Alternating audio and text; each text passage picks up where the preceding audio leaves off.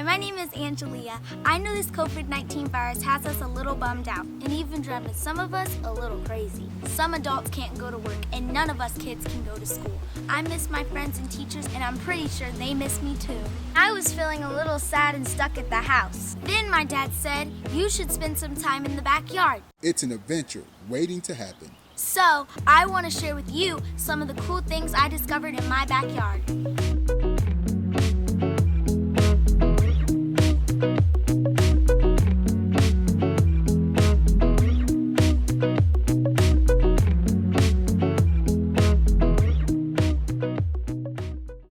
One of the first things I discovered today in my backyard was the stink bug.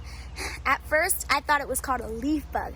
Then I looked it up and it was actually called a stink bug. When I heard the name at first, I laughed. So what I want to tell you is that stink bugs love leaves. And most people don't know that they actually like dead leaves too. Right here you can see where they ate the leaves. And also you can see it down here a little bit. And you can see the stink bug right there. And there's one down there too. One of the things you guys really need to know about the stink bugs is that you need to be careful about their smells. If you squish them, or you mess with them, or you try taking something away from them, they will let out their stink. And trust me, it's happened to me before and it stinks so bad. So please don't mess with the stink bugs and be aware of leaves and stink bugs because they blend in really good. Next on the list is another insect, and guess what it is? Bumblebees. You should have guessed already, I'm by flowers. What I learned about them today was, like many other animals and insects, bees play a very important part in the reproduction of flowers like these. Bees are pollinators. They transfer pollen from one part of the plant to the next. They do this while searching for nectar in the middle of the flowers. The pollen that they take from flower to flower can also be a source of food for the bees. So it's like they say, busy as a bee.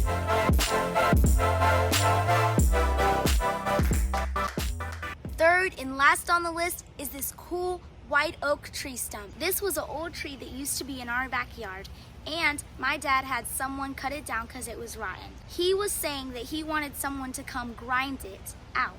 So I told him, no, Dad, you shouldn't do that because it is so cool the way it is because it looks like steps.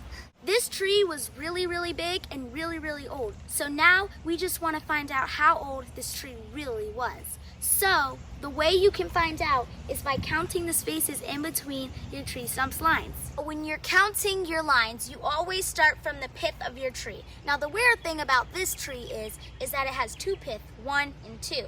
But anyways, when you're counting from your tree, you start with this area right here. So you see these little, you probably can't see them, but they're like little wavy circles around the tree. And there's little itty bitty tiny one, and that's where the pith is. So you start from the pith and you go in between the spaces. A way to keep track of the lines is you can write numbers between these little wavy circles, and you can write 1 on one line, 2 on the other, 3, 4, and up till you get done. Another method is the Epsom salt trick. What you need is some Epsom salts, water, and a drill.